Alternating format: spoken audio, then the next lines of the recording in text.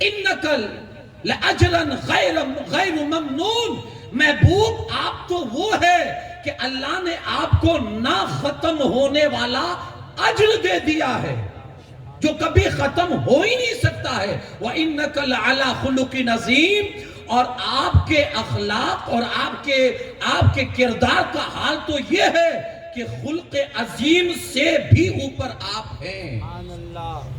یہ قرآن کی آیتوں کا ترجمہ ہوا۔ اب تھوڑا میں ڈیٹیل میں جاؤں، آیت کا بطری پس منظر دیکھیے آپ، کیوں اللہ کو قسم کھا کر اپنے حبیب کی یہ شان بیان کرنی پڑی کہ میرا حبیب وہ ہے۔ قسم پہلے کھاتے ارشاد فرماتا ہے، پھر اس کے بعد اپنے حبیب کی شان بیان کرتا ہے۔ کس طرح؟ حبیب، رب نے جو تجھ پر نعمتیں کی ہیں نا، ان نعمتوں کی وجہ سے تم مجنون نہیں ہے۔ قسم کیوں کھانی پڑی؟ واقعہ کیا ہوا؟ شان نزول کیا ہے؟ پس منظر کیا ہے آیت کا؟ ذرا یہ تو سنیں، اللہ کو یہ کیوں کہنا پڑا؟ مکہ میں ایک شخص تھا ولید بن مغیرہ، اور اس کے کچھ ساتھی برادران، انہوں نے ایک دفعہ حضور علیہ السلام کی شان میں یہ گستاخی کر دی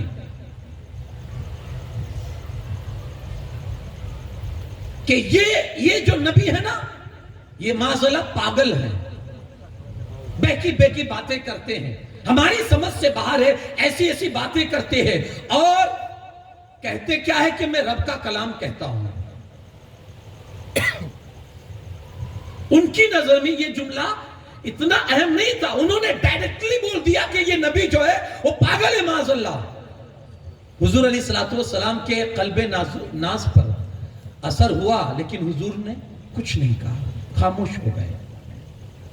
انہوں نے آپ کو پاگل کہا، جادوگر کہا، انہوں نے گالیاں دی، انہوں نے پتھر برسائے، انہوں نے زخمی کیا، دندان مبارک شہید کیے، سب کچھ برداشت کیا، کبھی آپ نے جواب نہیں دیا۔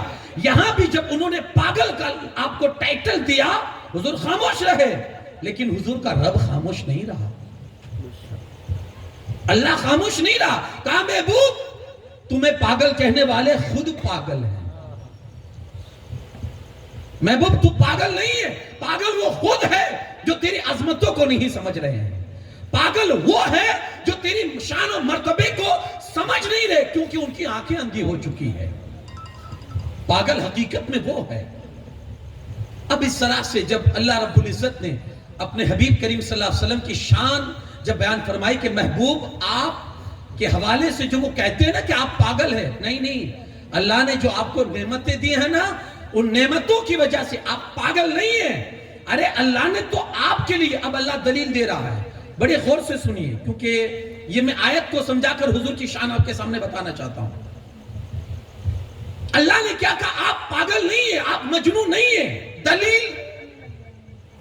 دلیل اللہ نے یہ دی، ایک نہیں دو دلیلیں دی۔ اللہ پاک فرماتا ہے دلیل، سب سے پہلی دلیل یہ ہے کہ محبوب آپ کے لیے اللہ نے ایسا اجر و ثواب رکھا ہے جو کبھی بھی ختم ہو ہی نہیں سکتا۔ مجھے بتائیے، پاگل کے لیے کوئی اجر ہوتا ہے، کوئی ثواب ہوتا ہے، کوئی نیکی ہوتی ہے؟ اس کے لیے کوئی عمل ہوتا ہے، کوئی کام ہوتا ہے؟ جب پاگل کے لیے کوئی عمل نہیں ہے، کوئی نیکی نہیں ہے، کوئی ثواب نہیں ہے، تو اللہ نے دلیل دی۔ اگر آپ مجنون ہوتے تو یہ چیز آپ کے لیے ہوتی نہیں۔ آدمی جب مرتا ہے تو اس کا دفتر بند ہو جاتا ہے۔ ہم اور آپ مرے، نیکیوں کا دفتر بند، اب کوئی نیکی لکھی نہیں جائے گی، کیونکہ اکاؤنٹ کلوز، نہ گناہ لکھے جائے گا نہ نیکی لکھی جائے گی، کھاتا بند۔ لیکن یہ میرے نبی کی شان ہے، اللہ فرماتا ہے محبوب جب تک زمین پر رہو گے لکھے جاتے رہیں گے، زمین کے اندر جاؤ گے تب بھی تیرے اجر لکھے جاتے رہیں گے۔ محبوب تیری شان یہ ہے، تیرا اجر کبھی ختم ہوگا ہی نہیں، تیری شان یہ ہے۔ اور یہ تجھے پاگل کہہ رہے ہیں، یہ تجھے مجنون کہہ رہے ہیں؟ پاگل وہ ہے، مجنون وہ ہے، اور محبوب تیری شان تو یہ ہے، یہ تجھے پاگل کہہ رہے ہیں۔ تیرا خدا تجھے یہ کہہ رہا ہے کہ محبوب تیرے اخلاق تو خلق عظیم پر ہے۔ آپ سمجھئے، خلق عظیم پر۔ ایک ہوتا ہے کہ آپ کے اندر خلق عظیم ہے، آپ کے اندر بہترین اخلاق ہے، ایک یہ بھی ہے، اور ایک ہے کہ آپ بہترین اخلاق کے اوپر ہیں۔ دونوں میں آپ ڈیفرنٹ سمجھ رہے ہیں، دونوں میں فرق سمجھ رہے ہیں۔ میں اگر کہوں کہ میں چھت کے اوپر ہوں، چھت پر، مطلب کیا ہوا؟ میں اوپر ہوں، چھت میرے نیچے ہے، یہی تو ہوا نا۔ اللہ نے یہ نہیں کہا محبوب تمہارے اندر بہترین عادت و اخلاق ہے، نہیں، اللہ فرماتا محبوب تم بہترین عادت و اخلاق کے اوپر ہو۔ مطلب یہ کہ جتنے بہترین اخلاق ہے میرے نبی کے نیچے ہے، میرے نبی ان سے بھی اوپر ہے۔ اخلاق بھی نیچے ہے، میرے نبی ان سے بھی اوپر ہے۔ یہ شان ہے نبی کے اخلاق کی۔ اور خود میرے آقا حدیث پاک میں ارشاد فرماتے انما بعثت لاتمم مکارم الاخلاق، اللہ نے مجھے اس لیے بھیجا ہے تاکہ جتنے بھی بہترین اخلاق ہے، جتنے بھی اعلیٰ اخلاق ہے، جتنے بھی اچھی عادتیں ہیں، میں سب کو کمپلیٹ کر دوں، میں سب کو پورا کر دوں، تمہیں ہر اخلاق بتا دوں، تمہیں ہر خلق بتا دوں کہ اخلاق کیا ہے، بہترین عادتیں کیا ہے، بہترین شانیں کیا ہے، وہ سب کچھ تمہارے سامنے رکھ دوں۔ اسی لیے تو اعلیٰ حضرت عظیم البرکت مجدد دین و ملت الشاہ امام احمد رضا خان فاضل بریلوی فرماتے ہیں تیرے خلق کو حق نے عظیم کہا، تیری خلق کو حق نے جمیل کیا، کوئی تجھ سا ہوا ہے نہ ہوگا شہا، تیرے خالق حسن و ادا کی قسم۔ ایسے اخلاق کے مالک ہمارے اور تمہارے آقا صلی اللہ علیہ وسلم۔ میٹھی باتیں کرنا صرف اخلاق نہیں ہے، میٹھی باتیں کرنے والے آپ کو سماج میں بہت نظر آئیں گے، لیکن میٹھے کردار اپنانا یہ اہم ہے۔ وہ جو بڑے بڑے شوروم کے اندر اور بڑی بڑی فیکٹریوں میں جو سیلس مین ہوتے ہیں ان کی زبان بھی بڑی میٹھی ہوتی ہے، کیونکہ ان کی ٹریننگ ہی ایسی ہوا کرتی ہے کہ سامنے والا کتنا بھی بدتمیزی کرے آپ کو ہنس کر ہی جواب دینا ہے۔ یہ ان کی ٹریننگ ہے۔ یار صرف میٹھا بولنا یہ اچھی عادت نہیں ہے، اچھی عادتیں اندر سے اپنانا یہ بڑی بات ہے۔ میرے آقا صلی اللہ علیہ وسلم نے صرف میٹھے بول نہیں دیے ہیں، میٹھی عادتیں بھی دی ہے۔ صحابہ کرام کے سامنے صرف میٹھی، دیکھیے بڑا آسان ہے بات کرنا اور بڑا مشکل ہے اس پر عمل کرنا۔ جی ہاں، بڑا آسان ہے، میٹھی باتیں کرنے والے آپ کو بہت نظر آئے گے، منچوں سے، اسٹیجوں سے، خانقاہوں سے، مدرسوں سے، مسجدوں سے آپ کے سامنے میٹھی میٹھی بات کرنے والے بڑے نظر آئیں گے، بڑے بڑے دعوے کرنے والے، لیکن بہت کم نظر آئیں گے کہ جو کہتے ہو اس پر پہلے عمل کر کے دکھاتے ہو۔ میرے آقا نے کہا بعد میں ہے، عمل کر کے پہلے دکھایا ہے۔ کہا بعد میں ہے، عمل پہلے کیا ہے۔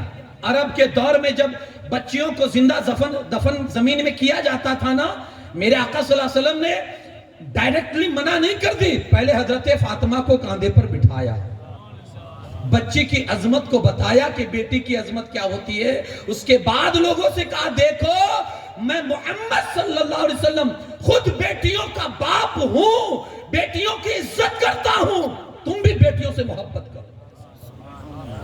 صرف بات کرنا آسان ہے، عمل کر کے۔ یہ ہمارے اور تمہارے آقا صلی اللہ علیہ وسلم کا کردار، آپ نے عمل پہلے کیا، بتایا بعد میں تھا۔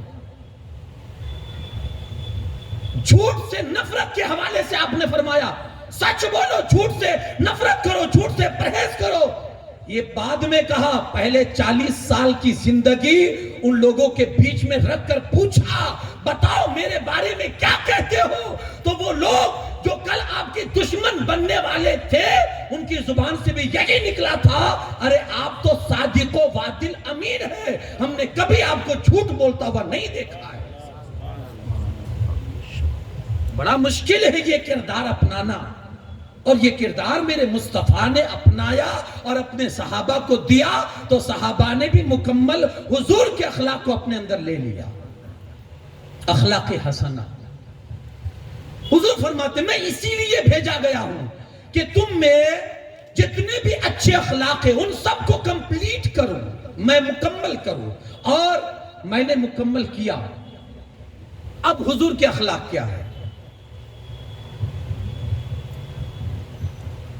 قرآن سے پوچھے۔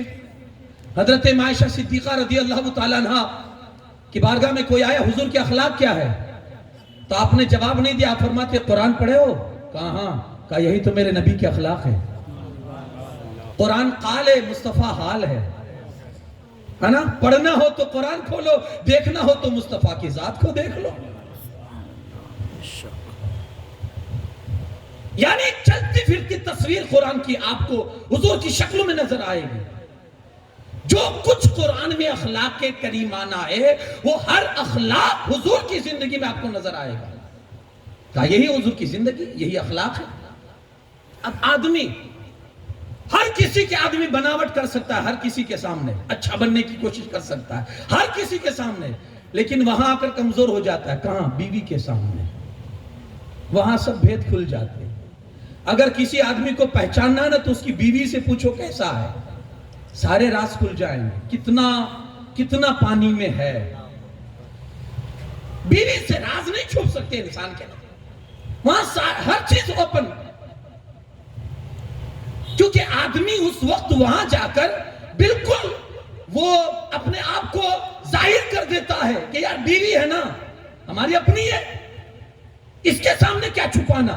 آدمی بالکل اپنے آپ کو ظاہر کر کے رکھتا ہے، اور جو کچھ اس کے اندر ہوتا ہے وہ سب کچھ بیوی کے سامنے رکھ دیتا ہے۔ اگر آپ کسی انسان کی بہتری کو دیکھنا چاہتے ہو، اس کے اخلاق کتنے اچھے، اس کی بیوی سے آپ پوچھو۔ تو آئیے حضور کے اخلاق جاننے ہیں نا، تو حضور کی بیوی کے پاس چلے۔ اب اس سے بہترین تو کوئی تعبیر نہیں کر سکتا، اس سے بہترین تو کوئی اخلاق کو نہیں بتا سکتا ہے کہ بہترین اخلاق کیا ہے۔ تو سب سے پہلے ماں خدیجۃ الکبریٰ کی بارگاہ میں چلتے ہیں کہ حضور کی شادی میں آنے سے پہلے بھی جنہوں نے حضور کو پہچانا تھا، اور حضور سے جب شادی ہو گئی تو کئی سال حضور علیہ السلام کے ساتھ رہے اور حضور کو پہچانا۔ کیسا پہچانا؟ حضور کے اخلاق کیسے انہوں نے جانا۔ سنیں، پہلی وحی جب آئی، میں نے شروع 20 تقریر میں کہیں عرض کیا تھا، حضور علیہ السلام گھبرائے ہوئے غار حرا سے آئے، گھر تشریف لائے اور کہا لقد خشیت علی نفسی، خدیجہ میری جان کا خطرہ ہے، مجھے جلدی سے چادر اڑاؤ، زملونی زملونی۔ حضرت خدیجہ نے پوچھا کیا مسئلہ ہے؟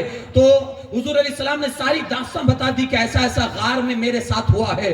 تو حضرت خدیجہ کے جو جملے تھے ہمارے نبی کے اخلاق کو بتاتے ہوئے کہا کاللہ واللہ ما یخزیک اللہ ابدا، ہرگز نہیں، ہرگز نہیں، قسم خدا کی آپ کا رب آپ کو ذلیل و رسوا نہیں کر سکتا ہے، آپ کا رب آپ کو نہیں مار سکتا ہے۔ کہا کیوں؟ کہا اس لیے انک لتصل الرحمہ، جو آپ کو گالیاں دیتا ہے آپ اس کو دعاؤں سے نوازتے ہو، جو آپ سے رشتے توڑتا ہے آپ اس سے رشتے جوڑتے ہو، جو غریب ہے کچھ نہیں کما سکتے آپ کما کر انہیں کھلاتے ہو، جب مہمان آ جاتے ہیں گھر پہ تو آپ جان دل کھول کے ان کی مہمان نوازی کرتے ہو، اور حق کے معاملے میں لوگوں کی مدد کرتے ہو۔ اتنے بہترین اخلاق جس بندے کے پاس ہو کہ اللہ ایسے انسان کو بھی مارتا ہے۔ یہ کون ہے؟ بیوی جو اپنے شوہر کے اخلاق بتا رہی ہے، صلہ رحمی آپ کے اندر ہے، دوسروں کو کما کر کھلانا آپ کے اندر ہے، اتنے اچھے اخلاق ہیں، دوسروں کا بوجھ آپ اٹھاتے ہیں، اتنے اچھے اخلاق ہیں، آپ کا رب آپ کو مارے گا، آپ کا رب آپ کو ذلیل و رسوا کرے؟ ہرگز نہیں، ہرگز نہیں۔ یہ تو ایک بیوی۔ دوسری بیوی حضرت عائشہ صدیقہ رضی اللہ تعالیٰ عنہ، میں نے ابھی وہ روایت آپ کے سامنے پڑھی، کانا خلقہ القرآن۔ جب ان سے پوچھا گیا حضور علیہ السلام کے اخلاق کیا ہے تو کہا مکمل قرآن، یہ میرے مصطفیٰ کے اخلاق ہے۔ سبحان اللہ، مکمل قرآن۔ پھر آگے فرماتی ہے حضرت عائشہ صدیقہ رضی اللہ تعالیٰ، سنیں میرے نبی کے اخلاق کیا ہے۔ کہا میرے مصطفیٰ کریم صلی اللہ علیہ وسلم کے اخلاق یہ ہے، حضور نے کبھی اپنی زبان سے گندگی نہیں بکی۔ جی ہاں، یہ زبان جو اللہ نے دی ہے نا، اس کا بھی کچھ حق ہے، آپ اس کو اس کا حق دیجئے۔ یہ فحش گوئی کے لیے نہیں ہے، یہ بدگوئی کے لیے نہیں ہے، یہ گالیاں بولنے کے لیے نہیں ہے، ارے یار یہ تو اگر آپ کا کردار حضور علیہ السلام کی سیرت اگر آپ کے اندر ہے تو یہ گالیاں دینے کے لیے نہیں، گالیاں سن کے دعائیں دینے کے لیے اللہ نے عطا کی۔ کبھی حضرت عائشہ، کبھی حضور نے بدگوئی، کبھی گالی گلوچ اپنی زبان سے نہیں ادا کیا، نہ کبھی جھوٹ بولا۔ عادت کریمہ اتنے بہترین ہوا کرتے تھے، اللہ کے رسول صلی اللہ علیہ وسلم نے اپنی ذات کے لیے کبھی کسی سے بدلہ نہیں لیا، کبھی نہیں، اپنی ذات کے لیے ہاں لیا ہے تو اللہ کے قانون کو جس نے توڑا ہے تو اسی کے ساتھ اللہ کے رسول صلی اللہ علیہ وسلم نے بدلہ لیا ہے۔ ورنہ جہاں بات آئی اپنی ذات کے لیے، میرے آقا نے اکثر معاف، بلکہ ہمیشہ آپ نے لوگوں کو معاف ہی کیا ہے۔ آپ کو معلوم ہوگا کہ کسی قبیلے کی بیٹی نے جس کا نام تھا فاطمہ، اس نے چوری کر لی، معاملہ پہنچا رسول پاک صلی اللہ علیہ وسلم کی عدالت میں۔ حضور علیہ السلام نے فرمایا اسلام کا قانون یہ ہے کہ اس کے ہاتھ کاٹ دیے جائے۔ اب وہ جو خاندان تھا نا، وہ قبیلہ بڑی اہمیت کا حامل تھا وہاں سوسائٹی میں، وہاں کی معاشرے میں۔ انہوں نے سوچا یار اگر ہماری قبیلے کی، ہمارے خاندان کی بچی کا اگر ہاتھ کٹ گیا چوری کی وجہ سے تو ہماری یا تو عزت مٹی میں مل جائے گی، کسی طرح سے اسے روکا جائے۔ انہوں نے کیا کیا؟ حضور علیہ السلام کی بارگاہ میں سفارش بھیجی، حضرت اسامہ ابن زید کے حوالے سے کہ یہ حضور علیہ السلام کی بارگاہ کے مقبول ہے، حضور کے بیٹوں میں سے ہے، حضور نے سے محبت فرماتے۔ حضرت زید بن حارثہ کو حضور نے اپنا بیٹا بنایا تھا اور انہیں کے بیٹے ہیں، حضور بڑی محبت فرماتے ہیں، انہیں سفارشی بنا کر حضور علیہ السلام کی بارگاہ میں بھیجا۔ اللہ کے رسول صلی اللہ علیہ وسلم فرماتے اسامہ کس لیے آئے ہو؟ عرض کرتے یا رسول اللہ صلی اللہ علیہ وسلم وہ فلاں قبیلے کی بیٹی نے جو چوری کی ہے اس کا تھوڑی رعایت اگر ہو جاتی، بس اتنا سنا۔ اللہ کے رسول صلی اللہ علیہ وسلم کے چہرے انور، حضور کا چہرہ انور سرخ ہو گیا، جلال میں آ گئے، اور حضور نے جو فرمایا آپ دیکھیں، اس سے آپ کو اندازہ ہوگا کہ معاملہ جب خدا کی ذات کا آتا، معاملہ جب دین کا آتا نا، تو میرے مصطفیٰ کا پھر کردار کیا ہوا کرتا تھا، حضور کی عادت مبارکہ کیا ہوا کرتی تھی۔ حضور نے فرمایا اسامہ وہ تو فلاں قبیلے کی بیٹی فاطمہ ہے، اگر اس کی جگہ محمد کی بیٹی فاطمہ ہوتی اور اگر وہ یہ کام کرتی تو محمد اس کے بھی ہاتھ کٹوا دیتے۔ دین کا مسئلہ ہے، اللہ اس کے رسول کی بات ہے۔ اپنی ذات کے لیے یہ حضور کے اخلاق کریمانہ، اپنی ذات کبھی کسی سے آپ نے بدلہ نہیں لیا، بلکہ ہم نے ایک دو نہیں سینکڑوں اس سے واقعات پڑھے ہیں کہ یار جنہوں نے اونٹ کی اوجھڑیاں رکھی تھی میرے مصطفیٰ نے انہیں بھی آزاد کیا، انہیں بھی معاف کیا، جنہوں نے کانٹے بچھائے تھے، گالیاں دی تھی، میرے مصطفیٰ نے جب فتح مکہ کا دن تھا میرے آقا صلی اللہ علیہ وسلم نے ان کے لیے بھی یہ جملہ کہا تھا لا تثریب علیکم اليوم انتم الطلقاء، جاؤ آج سب کے سب کو میں آزاد کر رہا ہوں۔ یہ اخلاق، یہ بیویوں کی گواہی تھی، ہے نا۔ اس کے بعد بیویوں کے بعد جو سب سے نزدیک ہوتا ہے نا وہ نوکر ہوتا ہے، جی ہاں سب سے نزدیک، اس کے سامنے کبھی کبھی مالک کے عیب نہیں چھپ سکتے، وہ بہت قریب سے مالک کو جانتا ہے۔ کوئی مسئلہ ایسا آتا ہے تو یار کہتا ہے یار 20 سال سے ان کے ساتھ ہوں، میں نہیں جانوں گا تو کون جانے گا؟ یعنی بیوی کے بعد اگر سب سے قریب کوئی رہتا ہے تو وہ نوکر ہے۔ آئیے رسول اللہ کے نوکروں سے پوچھتے ہیں میرے مصطفیٰ کا اخلاق کیا ہے۔ 10 سال جس نے حضور کی بارگاہ میں رہ کر سفر و حضر، مکہ مدینہ بہت سی جگہ آپ حضور علیہ السلام کے ساتھ رہے، سفر و حضر میں حضرت انس ابن مالک حضور علیہ السلام ان کی ماں ام سلیم ان کو پکڑ کے حضور کی بارگاہ میں لائی تھی اور عرض کرتی یا رسول اللہ صلی اللہ علیہ وسلم میں آپ کی خدمت کے لیے انس کو وقف کرتی ہوں، اسے قبول فرمائیے۔ 10 سال حضور کی سنگت میں رہے، 10 سال، لیکن حضرت انس ابن مالک فرماتے ہیں کبھی میں نے ایسا نہیں سنا کہ حضور نے مجھے کسی کام کی بنیاد پر اف تک بھی کہا ہو۔ بہت بڑی بات ہے، اف تک بھی کہا ہو، کسی نے مجھے اف تک بھی کہا ہو نہیں کہا۔ اگر مجھ سے کوئی کام بگڑ بھی جاتا تھا نا، مجھ سے اگر کوئی کام بگڑ بھی جاتا تھا، حضور نے یہ بھی نہیں کہا کہ یار تم سے یہ کام بگڑ کیوں گیا، ڈانٹا تو ہے ہی نہیں، کبھی یہ بھی نہیں کہا۔ آج ہم اگر ہمارے انڈر میں اور ہمارے ماتحت کچھ لوگ کام کرتے ہیں نا، وہ ہمارے نوکر نہیں ہوتے ہیں، وہ ہمیں کام کر کے دیتے ہیں، ہم انہیں روپیہ دیتے ہیں، وہ ہمیں کما کر دیتے ہیں، ہم انہیں دیتے ہیں، وہ نوکر نہیں ہوتے، لیکن وہاں بھی ہماری گرمی آ ہی جاتی ہے نا۔ بڑی مشکل ہوتی ہے ایسے مرحلوں پر اپنے اخلاق کو دکھانا۔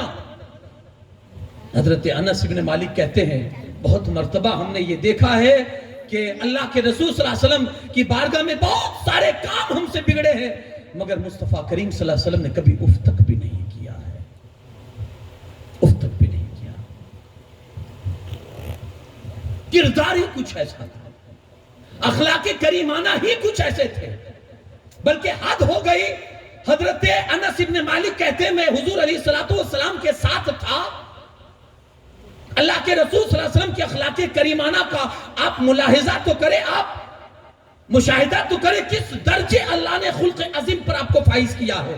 فرماتے ہیں ہم جا رہے تھے، ایک دیہاتی آیا، حضور علیہ السلام کے شان اقدس پر چادر تھی، اس نے اس طرح تیز زور سے کھینچا کہ چادر کے نشانات حضور علیہ السلام کے جسم پر پڑ گئے، اور حضور کو ایسا جھٹکا لگا کہ رسول پاک صلی اللہ علیہ وسلم دور تھے، اس اعرابی کے بالکل قریب آ گئے چادر کھینچنے کی وجہ سے۔ جیسے حضور نے دیکھا نا، مسکرانے لگے، کیا ہے یا رسول اللہ صلی اللہ علیہ وسلم، اللہ کے نام پر جو میرا حق ہے مجھے دیجئے۔ اللہ کے رسول صلی اللہ علیہ وسلم نے کچھ نہیں ڈانٹا، گئے اور حکم دیا کہ اس کا جو حق بنتا ہے اسے دے دو۔ گاڑی کی ٹھوکر نہیں برداشت کر سکتے، جی ہاں، اور وہاں ہم اپنا ضمیر، اپنا خمیر سب کچھ وہاں اڈیل دیتے ہیں، ہے نا۔ کسی کی اگر ہلکی سی گاڑی کی اگر ہمیں ٹچ بھی ہوتی ہے نا، تو وہاں ہم اپنا کردار، اپنا کیریکٹر بتاتے ہیں کہ ہم کیا ہے۔ دیکھیے برتن میں جو ہوگا نا وہی نکلے گا۔ اگر آپ غصے میں آ کر گالیاں دیتے ہیں نا، تو شاید آپ کا برتن گالیوں سے بھرا ہوا ہے۔ اگر آپ غصے میں آ کر کسی کو اچھی بات کہتے ہیں، اس کا مطلب آپ کے اندر اچھائی بھری ہوئی ہے۔ دودھ ہوگا تو دودھ نکلے گا، گندگی ہوگی تو گندگی نکلے گی۔ یہ آپ کا وجود جو ہے اندر، یہ بھی ایک برتن ہے، یہ بھی بھرتا ہے، جی ہاں بھرتا ہے۔ اور میرے مصطفیٰ نے صحابہ کا بھرا تھا، لیکن عادت اخلاق کریمانہ سے میرے آقا نے اپنے صحابہ کے برتن کو بھر دیا تھا۔ کہ پھر کوئی گالیاں بھی دیتا تھا نا، تو پھر وہ ہنس کے مسکرا کر نکل جایا کرتے تھے۔ ایسے اخلاق تھے ہمارے اور تمہارے آقا صلی اللہ علیہ وسلم۔ بلکہ وہ واقعہ بڑا مشہور ہے، آپ نے سنا ہوگا، بس وہ مختصر انداز میں آپ کے سامنے وہ کہہ کر اپنے حبیب صلی اللہ علیہ وسلم کی شان میں آپ کو دکھانا چاہتا ہوں۔ حضور علیہ السلام مکے کی گلی سے گزر رہے ہیں، ایک خاتون اپنے گھر کی چھت سے حضور پر کوڑا پھینکتی ہے، گندگی ڈالتی ہے، حضور کچھ نہیں فرماتے ہیں، نکل گئے۔ دوسرا دن ہوا، تیسرا دن ہوا، چوتھا دن ہوا، پانچواں دن ہوا، وہ پھینکے جا رہی، اس نے دستور بنا لیا، اس نے عادت بنا لی، جب بھی حضور کے نکلنے کا ٹائم ہوتا وہ اوپر کچڑا لے کر کھڑی ہو جاتی، اور حضور علیہ السلام نکلتے، پھینکتی۔ ہم اور آپ ہوتے تو کیا کہتے؟ یار وہ باز نہیں آتی تو آپ ہی باز آ جاؤ، مطلب راستہ چینج کر دو۔ وہ نہیں آتی تو آپ راستہ دوسرے راستے سے ہو کر جائیں نا۔ اگر ہم حضور کی بارگاہ میں عرض کریں نا، یا رسول اللہ صلی اللہ علیہ وسلم آپ راستہ کیوں نہیں چینج کر دیتے؟ وہ بدلتی نہیں ہے تو آپ ہی راستہ بدل دیجئے نا۔ تو میرے مصطفیٰ کی طرف سے جواب آئے گا، میں راستے بدلنے نہیں، مجاز بدلنے کے لیے آیا ہوں۔ اگر میں ہی راستے بدلنے لگوں گا تو لوگوں کی مجاز کیسے بدلیں گے؟ اور ہوا بھی یہی، میرے آقا صلی اللہ علیہ وسلم نے اس بڑھیا کی مجاز کو بدل دیا۔ چھٹا دن ہوا، حضور نکلے، وہ چھت پہ نہیں تھی۔ آقا کریم صلی اللہ علیہ وسلم نے اس کے دروازے کو کھٹکھٹایا، کیا بات ہے؟ کہا میں وہ خاتون نہیں دکھائی دے رہی، کہا وہ بیمار ہے، تو کہا مجھے اس کی عیادت کرنی ہے، اس کے حال چال پوچھنے ہیں۔ اللہ کے رسول صلی اللہ علیہ وسلم جیسے اندر گئے نا، حضور جیسے اندر گئے، خاتون نے دیکھا کہ یہ تو رسول اللہ صلی اللہ علیہ وسلم آ رہے ہیں، لگتا ہے مجھ سے بدلہ لینے کے لیے آ رہے ہیں، لگتا ہے مجھ سے بدلہ لینے کے لیے آئے۔ وہ ڈر رہی تھی، پتہ نہیں ابھی کیا سے کیا بول جائیں گے، پتہ نہیں مجھے کیا سے کیا کہہ ڈالیں گے۔ حضور قریب ہوئے، جا کر اس کے حال چال پوچھے، تو وہ سختے میں پڑ گئی کہ یار جس کو میں نے اتنی تکلیفیں پہنچائی، آج وہ میرے حال چال پوچھنے آیا ہے۔ میں تو سمجھ رہی تھی کہ یہ بدلہ لینے آئے ہیں؟ عرض کرتی یا رسول اللہ صلی اللہ علیہ وسلم آپ بدلہ لینے نہیں آئے تھے؟ آپ بدلہ لینے نہیں آئے تھے؟ حضور فرماتے ہیں ہم بدلہ نہیں لیتے، ہم بدل دیتے ہیں، ہم بدل دیتے ہیں۔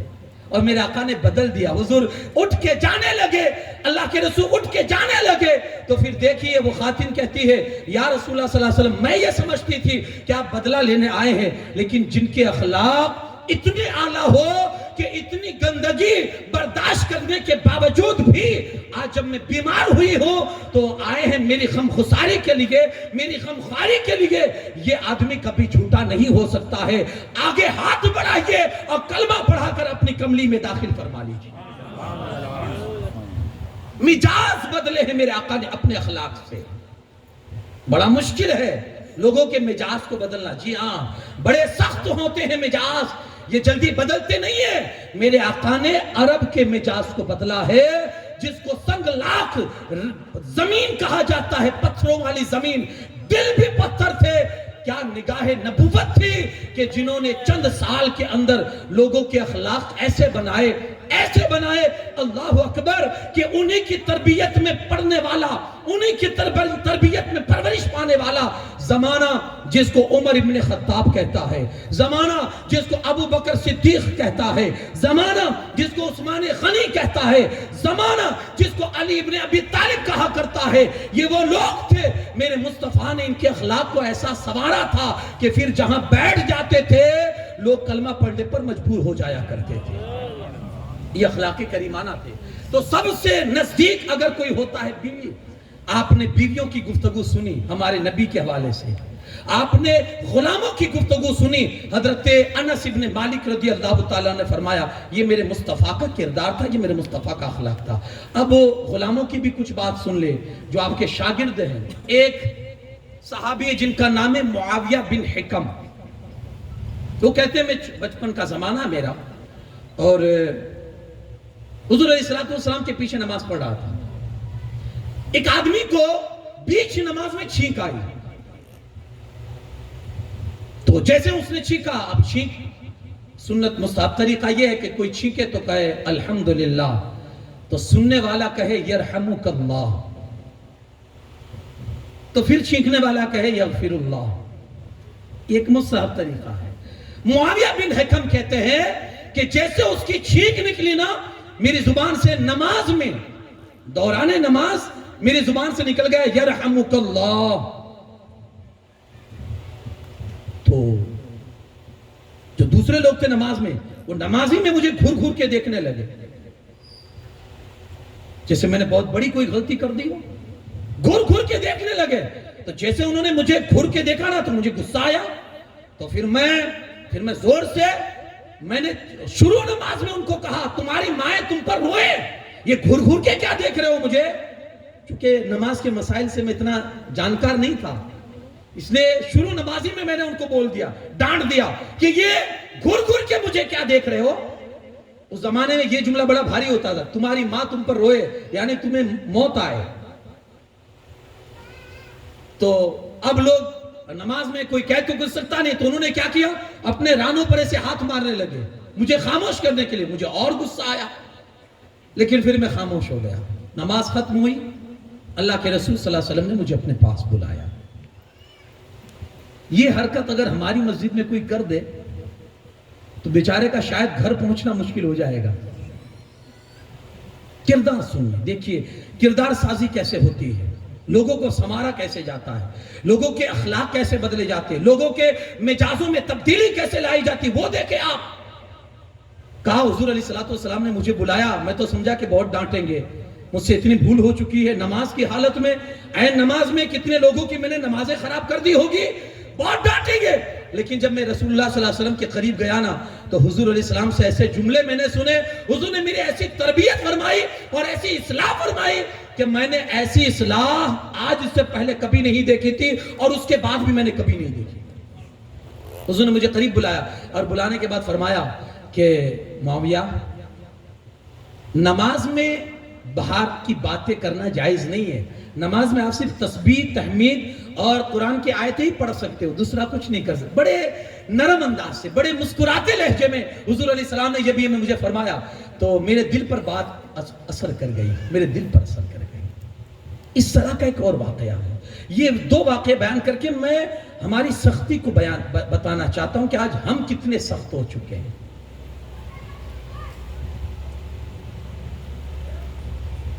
ہمارے یہاں اگر کوئی بیچارہ بھول سے اگر نماز شروع کر دے اور ٹوپی بھول جائے تو بسا اوقات کبھی ایسا بھی ہوتا ہے نا کہ اس کی نماز توڑوا ڈالتے ہیں، ٹوپی نہیں پہنی.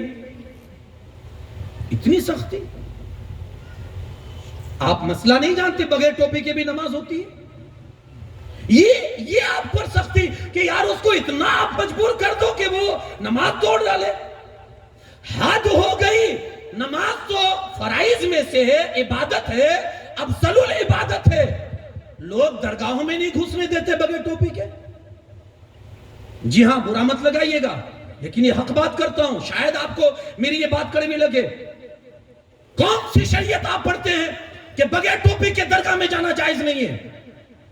اتنی سختی. لوگوں کو جھنجھوڑ دیا جاتا ہے، لوگوں کو بے عزت کر دیا جاتا ہے، ذلیل کر کے درگاہ سے نکال دیا جاتا ہے. یہ کون سا آپ اخلاق دکھا رہے ہیں؟ یہ کون سی تہذیب آپ سکھا رہے ہیں؟ اتنا سختی اسلام نہیں ہے یار. اتنی بھی سختی نہیں ہے اسلام کے اندر. یہ تو بہت بہت آسان مذہب ہے. دین فطرت ہے یار. یہ تو بہت آسان مذہب ہے. اللہ نے اس مذہب میں سختی رکھی ہی نہیں ہے. یہ سختی ہمارے اندر کہاں سے آئی؟ اللہ کے رسول صلی اللہ علیہ وسلم کے ایک صحابی حضرت تھے جن کو شاید کہا جاتا ہے ذوالخویسرہ. آئے مسجد میں، نماز پڑھی اور نماز کے بعد دعا کرنے لگے. اے اللہ، دعا دیکھیے، دعا کا انداز دیکھیے. وہ میرے مصطفیٰ نے تربیت پھر فرمائی تھی. پہلے کچھ جانتے نہیں تھے نا بہت زیادہ.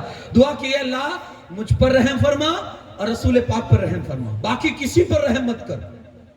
جی ہاں، یہ دعا، باقی کسی پر رحم مت کر. حضور بیٹھے ہوئے تو اس کی دعا سن گئے. حضور فرماتے یار تو نے بہت وسیع چیز کو تنگ کر دیا. اللہ کی رحمت کتنی وسیع ہے. رحمتی وسعت کل شیء. اللہ فرماتا ہے میری رحمت بہت چوڑی ہے، بہت وسیع ہے یار، بہت وسیع ہے. اب یہ بہت کا پیمانہ ہم سمجھ ہی نہیں سکتے، اس کی حد کو ہم اندازہ کر ہی نہیں سکتے. حضور فرماتے یار تو نے بہت چوڑی چیز کو تنگ کر دیا. اللہ کی رحمت تو بہت وسیع ہے. تجھے کرنا تو یہ چاہیے تھا کہ اللہ سے دعا کرتا ہے اللہ مجھ پر بھی، میرے آقا پر بھی، ساری کائنات پر رحم فرما. اور آپ نے سنا ہوگا جب بندہ اپنے بھائی کے لیے دعا کرتا ہے نا، جب بندہ، حدیث پاک ہے جس کا مفہوم ہے، جب بندہ اپنے لیے نہیں اپنے بھائی کے لیے دعا کرتا ہے نا، کسی بھی بھائی کے لیے، اس کی پوشیدگی میں، اس سے ہٹ کر، اس کی پیٹھ پیچھے اگر اپنے بھائی کے لیے دعا کرتا ہے تو اللہ ایک فرشتے کو مقرر کر دیتا ہے. یہ اپنے بھائی کے لیے دعا کرتا ہے اللہ میرے بھائی کو یہ کر دے، میرے دوست کو وہ کر دے. ادھر فرشتہ اس کے لیے دعا کرتا ہے اے اللہ جو یہ اپنے بھائی کے لیے مانگ رہا ہے تو اس بندے کے لیے وہ عطا فرما دے. اگر چاہتے ہو فرشتے دعا کرے، اپنے بھائیوں کے لیے دعا کرو. جی ہاں، اگر چاہتے ہو کہ فرشتے تمہارے لیے دعا کرے، تمہاری دعاؤں پر آمین کہے، تو اپنے بھائیوں کے لیے دعا کرے. انہوں نے دعا کر دی. اب ہوا کیا، تھوڑی دیر وہ نماز پڑھے، نماز پڑھنے کے بعد کھڑے ہوئے اور مسجد میں جا کر ایک سائیڈ میں جا کر پیشاب کرنا شروع کر دی. مسجد میں پیشاب. اب وہ صحابہ نے دیکھا تو سب دوڑے اور انہیں بھگانے لگے، ہڑ ہڑ کر کے انہیں بھگانے لگے. کیا کر رہے ہو، اللہ کا گھر مسجد، کیا کر رہے ہو؟ جیسے صحابہ اس کی طرف لپکے، حضور علیہ السلام کا حکم ہوا رک جاؤ، انہیں پیشاب کرنے دو. پیشاب کرتے ہوئے آدمی کو بیچ پیشاب میں روکنا اس کے لیے بہت خطرناک ہوتا ہے، تکلیف زیادہ ہوتی ہے. آدمی پیشاب روک نہیں سکتا ہے. پیشاب جب نہ نکلی ہو تب روکنا پوسیبل ہے کچھ دیر کے لیے، لیکن پیشاب جاری ہو اس بیچ میں روکنا بڑا مشکل ہے انسان کے لیے. اب وہ پیشاب کر رہے ہیں، صحابہ دوڑے، حضور نے روک دیا، رک جاؤ، انہیں پیشاب کرنے دو. جب انہوں نے پیشاب کر لی نا، اللہ کے رسول صلی اللہ علیہ وسلم نے ایک صحابی سے کہا پانی کی ڈول لاؤ اور وہاں پانی بہا کر اس کو صاف کر دو. اور اس صحابی کو اپنے پاس بلایا, اور بلانے کے بعد حضور نے ڈانٹا نہیں, کچھ نہیں کہا. ہمارے مسجد میں موبائل بج جاتا ہے نا اگر بیچ نماز میں, تو امام صاحب نے اگر ایک بار بول دیا نا کبھی کہ یار موبائل بند رکھا کرو, تو ادھر سے 2-4 مقتدی اور نکل جائیں گے, پتہ نہیں چلتا ہے. بہت ہمیں وہ لطف آتا ہے کسی کو ذلیل کرنے میں, بڑا انٹرسٹ آتا ہے, بڑی چاشنی ہوتی, پتہ نہیں چلتا اللہ کے گھر میں. یار موبائل بند کرنا بھول جاتے ہو, باہر لکھا ہے, وہاں لکھا ہے, وہاں لکھا ہے. یار انسان ہے, بھول ہوتی ہے اور انسانی سے ہوتی ہے. امام صاحب نے تھوڑی سی شے کیا دے دی, چڑھ بیٹھتے ہیں مقتدی. ایک ایسا ہی مسئلہ ایک مسجد میں ہوا, بیچارہ اجنبی, بہت کم تو مسجد میں کبھی جانے کا اتفاق ہوتا تھا. ایک دن چلا گیا, موبائل بج گیا, اب ادھر سے امام صاحب نے لیا, تو 2-4 مقتدی پھر پیچھے کیوں رہتے. اتنا ذلیل کیا, اتنا ذلیل کیا کہ جاتے جاتے مسجد سے نکلتے نکلتے سوچنے لگا یار اب یہاں کبھی نہیں آنا. اتنے ذلیل کرتے ہیں لوگ, اب یہاں کبھی نہیں آنا. کسی دن اس کا دوست, جوان دوست تھے, کسی نے کہا چلنا کلب میں چلتے ہیں. اس کو پکڑ کے کلب میں لے گئے. اب وہاں جو کچھ بھی ہوتا ہو اپنے اپنے حساب سے, ایک ویٹر آیا اور اس نے آ کر پانی کا گلاس سب کو تھمایا. سب کے ہاتھ میں گلاس ہے. اتفاق دیکھیے کہ اس بندے کے ہاتھ سے کانچ کا گلاس تھا, چھوٹتا ہے, زمین پر جا کر گرتا ہے, ایک آواز ہوتی ہے, سناٹا چھا جاتا ہے. ابھی ڈر گیا. ادھر سے مینیجر کرسی سے اٹھتا ہے اور اس کے قریب آنا شروع کرتا ہے. تو یہ ڈرا, یا اللہ اب کیا ہوگا, یہاں بھی بے عزتی ہوگی. مینیجر بہت قریب آ کر کہتا ہے, سر آپ اچھے ہیں, آپ کو کوئی تکلیف تو نہیں ہوئی؟ ویٹر پلیز کم, اس کو جلدی سے صاف کرو, اور سر کو دوسرا گلاس لا کر دو.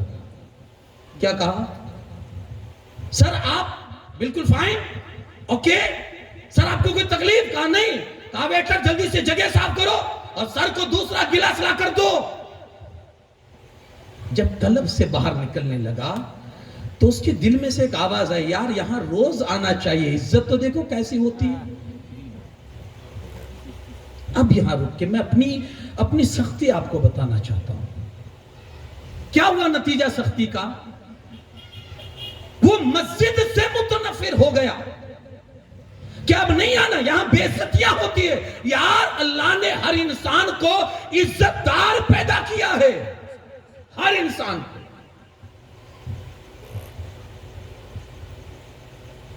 اور ہمیں کوئی ادھیکار نہیں ہے, کوئی حق نہیں ہے کہ ہم کسی کو ذلیل کریں. حضرت ابو ذر غفاری نے بلال حبشی کو صرف اتنا کہا تھا, او کالی ماں کے کالے بیٹے. دل پر ایک صدمہ لگا, روتے ہوئے حضور کی بارگاہ میں پہنچے, عرض کرتے یا رسول اللہ صلی اللہ علیہ وسلم, ابو ذر غفاری نے ایسی بات کہی ہے کہ دل ٹکڑے ٹکڑے ہو گیا ہے. کیا کہا؟ او کالی ماں کے کالے بیٹے. اللہ کے رسول صلی اللہ علیہ وسلم نے کہا فوراً ابو ذر کو میرے دربار میں حاضر کرو. حضرت ابو ذر دوڑے ہوئے آئے, عرض کرتے یا رسول اللہ صلی اللہ علیہ وسلم ارشاد ہو, حکم ہو. کہا تم نے اب بلال کے لیے ایسا جملہ کہا؟ سخت ناراض ہو کر حضور فرماتے ہیں, ابو ذر جہالت کی بو ابھی بھی نہیں گئی تمہارے اندر سے, ابھی بھی وہی مینٹالٹی, وہی سوچ کہ ہم یہ ہے, ہم وہ ہے, ہم وہ ہے, کوئی بھی ہمارے نصیب کچھ نہیں ہے. اللہ نے, ہر ماں نے اپنے بیٹے کو آزاد پیدا کیا ہے. تمہیں کوئی حق نہیں ہے کہ تم انہیں غلام بناؤ یا تم انہیں ذلیل و رسوا کرو, کوئی حق نہیں ہے.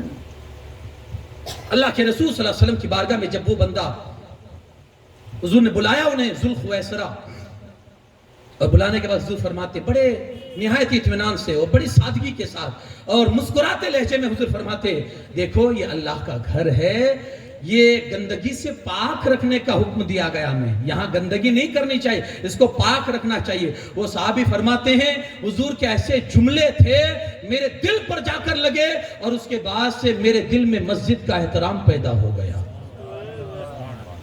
ایک انداز ہے, جی ہاں ایک انداز ہے. نرمی جو کام کرتی ہے وہ سختی نہیں کر سکتی ہے. حضرت موسیٰ علیہ السلام کا جلال جانتے ہیں نا؟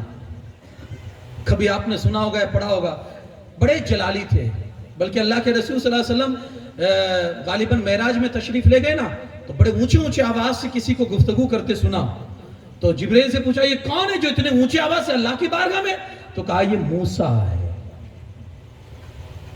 وہ جلال جن کا جلال ان کے کپڑے نہیں برداشت کر سکتے تھے، وہ جلال موسوی۔ لیکن جب فرعون جیسے کے سامنے جب اللہ نے بھیجا نا موسیٰ کو، فرعون جیسے کے سامنے جب اللہ نے موسیٰ علیہ السلام کو بھیجا نا، اتنے جلالی تھے، اللہ جانتا تھا سامنے کون ہے، خدائی کا دعویٰ کرنے والا فرعون۔ لیکن اللہ رب العزت نے کیا کہا معلوم ہے؟ قولا لہو قولا لینا اذهبا الی فرعون، موسیٰ جاؤ فرعون کے پاس، لیکن یاد رکھنا بڑی نرمی سے بات کرنا۔ اتنے ظالم انسان کو بھی اللہ کیا کہتا ہے؟ اتنے ظالم انسان کے لیے بھی بڑی نرمی سے بات کرنا۔ سختی پسند نہیں، قدرت کو زبان میں رکھی نہیں، اسی لیے ہڈی زبان میں۔ میں رسول پاک صلی اللہ علیہ وسلم کے آپ کو وہ اخلاق بتا رہا تھا، حضور علیہ السلام کے اخلاق کی گواہی آپ کی بیوی سے اگر آپ لیں تو ساری بیویاں، بلکہ ایک آیت کریمہ جس کا مفہوم یہ ہے، شان نزول یہ ہے کہ چند حضور علیہ السلام کی ازواج مطہرات حضور کی بارگاہ میں آئی اور آ کر عرض کرتی یا رسول اللہ صلی اللہ علیہ وسلم خرچہ پورا نہیں ہوتا، کچھ رقم بڑھائی جائے، خرچہ پورا نہیں ہوتا ہے، رقم بڑھائی جائے۔ اللہ کے رسول صلی اللہ علیہ وسلم کی بارگاہ میں جب یہ ڈیمانڈ حضور علیہ السلام کی ازواج کی طرف سے ہوئی تو حضور علیہ السلام نے اللہ کے حکم کا انتظار کیا، ادھر سے اللہ کا حکم نازل ہوا، کیا اے محبوب آپ اپنی بیویوں سے کہہ دیجئے کہ اگر تمہیں دنیا اور دنیا کی شوکتیں، دنیا کی آرائشیں، دنیا کا سکھ اگر تمہیں چاہیے تو پھر مجھ سے رقم لے لو اور میں آسانی کے ساتھ تمہیں چھوڑ دیتا ہوں۔ اللہ کی طرف سے حکم آیا، محبوب آپ سے وہ پیسے کی ڈیمانڈ کرتے ہیں کہ خرچہ بڑھایا جائے، ان سے کہو اگر تمہیں دنیا کی دولت چاہیے تو میں تمہیں دے رہا ہوں اور تمہیں خوشی سے آزاد کر رہا ہوں، اور اگر تمہیں اللہ اس کا رسول چاہیے تو پھر تمہارا اجر اللہ کے پاس قیامت کے دن ہے۔ جواب میں یہ آیت اتری۔ اب رسول اللہ صلی اللہ علیہ وسلم نے سب سے پہلے حضرت عائشہ کو بلایا اور بلانے کے بعد حضرت عائشہ سے کہا دیکھو ایک بات کہہ رہا ہوں لیکن ڈائریکٹ فیصلہ مت سنا دینا، پہلے اپنے ابو سے بات مشورہ کر لینا، اس کے بعد سنانا۔ عرض کرتی ہے یا رسول اللہ صلی اللہ علیہ وسلم کیا؟ حضور نے فرمایا یہ ہے مسئلہ ہے، اب تمہیں دنیا چاہیے یا میں چاہتا ہوں، کیا چاہیے؟ اپنے ابا سے مشورہ کر کے حضرت عائشہ عرض کرتی اسی وقت یا رسول اللہ صلی اللہ علیہ وسلم اس مسئلے میں اپنے باپ سے مشورہ کروں؟ خدا کی قسم میں تو مرتے دم تک اللہ اس کے رسول ہی کو چاہوں گی۔ حضور نے پھر ساری عورتوں کو بلایا، حضور کی جتنی ازواج مطہرہ سب کے سامنے یہی بات رکھی جو اللہ کا حکم نازل ہوا تھا۔ تو پھر اس وقت ساری بیویوں نے کہا حضور آپ کے اخلاق کریمانہ تو ایسے ہیں کہ ہم آپ کو نہیں چھوڑ سکتے، دنیا چھوٹتی ہے تو چھوٹے مگر دامن مصطفیٰ ہرگز نہ چھوٹے۔ یہ وہ کردار تھا کہ بیویوں کے سامنے بھی حضور کا جو کردار تھا یہ بالکل آپ اپنے کتابوں میں آپ پڑھ سکتے ہیں کہ حضور کتنے اخلاق کریمانہ کے ساتھ متصف تھے۔ اور آگے دیکھیں آپ کہ حضور کے غلاموں کے ساتھ، حضور کے شاگردوں کے ساتھ، حضور کے صحابہ کے ساتھ اللہ کے رسول صلی اللہ علیہ وسلم کا جو اخلاق تھا یہی اخلاق تھا کہ جس نے دشمنوں کو حضور کے سامنے جھکنے پر مجبور کر دیا تھا۔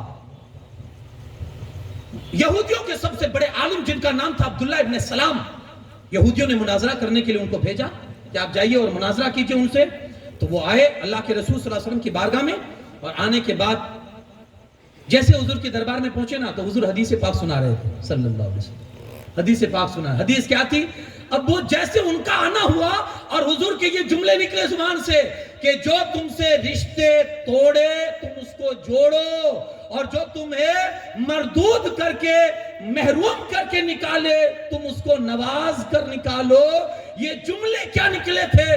دل پر اثر کرتے ہیں اور فرماتے ہیں یہ زبان کسی جھوٹے کی نہیں ہو سکتی۔ آئے تھے مناظرہ کرنے، یہودیوں کے عالم تھے، یہودیوں کے عالم تھے، آئے, کلمہ پڑھ کر مشرف اسلام ہو گئے, کلمہ پڑھ کے مسلمان ہوئے. کسی نے پوچھا کہ آپ تو مناظرہ کرنے گئے تھے, تو کہا سب سے پہلا جو میری نظر حضور کے چہرے پر پڑی تو حضور کا حسن و جمال ہی ایسا تھا, میں فدا ہو گیا اور میرے دل سے آواز آئی, خدا کی قسم یہ کسی جھوٹے انسان کا چہرہ نہیں ہو سکتا. اور پھر زبان سے جو جملے سنے میں نے, تو پھر وہی میں ان کا غلام بن کے رہ گیا کہ جو تم سے توڑے اس سے جوڑو. بڑا مشکل ہے, جی ہاں بڑا مشکل ہے. یہاں ہم جب کسی سے کہتے ہیں یار تیرا بھائی بڑا پریشان ہے, تو کہا وہ میرے کون سے کام آتا ہے, تو میں اس کے کام ہوں. یار یہ تو آپ بدلہ لے رہے ہو نا, وہ میرے کام آئے گا تو میں کام آؤں گا, یہ تو بدلہ ہوا. صلہ رحمی کیا ہے؟ وہ کاٹے تم جوڑو, وہ محروم کرے تم عطا کرو. صلہ رحمی یہ ہے, اور یہ کردار حضور کی زندگی میں آپ کو نظر آئے گا.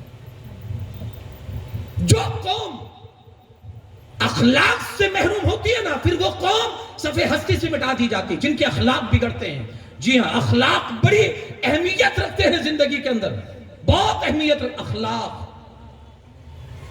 اخلاق نہیں ہے تو کچھ بھی نہیں ہے.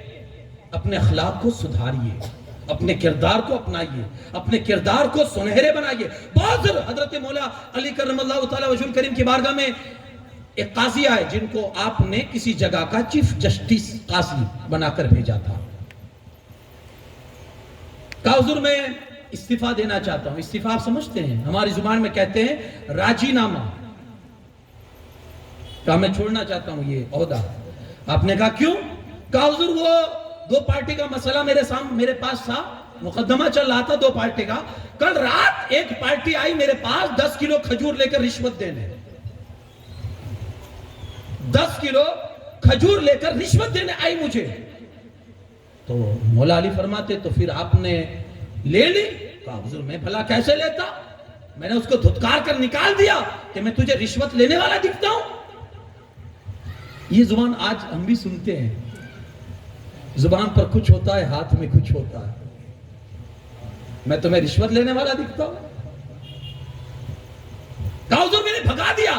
تو مولا علی کرم اللہ تعالی وجہ الکریم فرماتے تو پھر اب آپ کیوں چھوڑ رہے؟ جب آپ نے بھگا دیا نہیں تو آپ تو جرم میں ہو ہی نہیں, پھر آپ نے کیوں یہ استعفیٰ دینے آئے, آپ چھوڑنے کے لیے آئے؟ سنیں, یہ اخلاق تھے ان کی. جانتے ہو کیا کہتے ہیں؟ کہتے ہیں حضور اس نے میرے بارے میں جو یہ سوچا نا کہ میں رشوت لیتا ہوں گا, لے سکتا ہوں, یہ سوچ اس کے دل میں آئی ہوگی نا کہ میں رشوت میں لے لوں گا. یہ سوچ آئی, اگرچہ میں نے نہیں لیا لیکن اس کے دل میں سوچ تو آئی نا. اب حضور جب لوگوں کے دل میں میرے حوالے سے ایسی سوچ ہے تو اب میں قاضی نہیں رہ سکتا, چھوڑ دیا. یہ اخلاق. حضرت عمر بن عبدالعزیز بیٹھے ہوئے ہیں اور چراغ جل رہا ہے, کوئی کام کر رہے ہیں, خلیفہ ہے, کچھ کام کر رہے ہیں. ایک آدمی آیا, سلام کیا, حضور آپ سے کچھ بات کرنا چاہتا ہوں. آپ نے کہا کس مسئلے پر ہے, گھریلو ہے یا قوم کے حوالے سے بات چیت ہے؟ کہا حضور میری گھریلو ہے. آپ نے فٹ سے چراغ بجھا دیا, آپ نے فٹ سے چراغ بجھا دیا. کہا حضور چراغ بجھا دیا اندھیرے میں؟ تو کہا ہاں, اس میں جو تیل ہے نا یہ بیت المال کا ہے. کس کا ہے؟ بیت المال کا. اور تو مجھ سے جو گفتگو کرنے آیا ہے اپنے گھر کی کرنا آیا. ہم جب اپنے گھر کی بات کریں گے تو بیت المال کا مال استعمال نہیں کر سکتے. یہ اخلاق ہے, بڑی ذمہ داری آتی ہے. حضرت عمر فاروق اعظم کو کسی نے دیکھا, سخت دھوپ میں ایک انسان ہے جو اونٹوں کی رکھوالی کر رہا ہے. دور سے پہچان میں نہیں آتے تھے کہ حضرت عمر ہے. وہ دل میں سوچنے لگے یار یہ بڈھا کتنا لالچی ہے کہ ایسی دھوپ میں سب گھر کے اندر ہے اور ابھی بھی اس کو مطلب کمانے کی فکر ہے, دیکھو کیسے دھوپ میں ہے.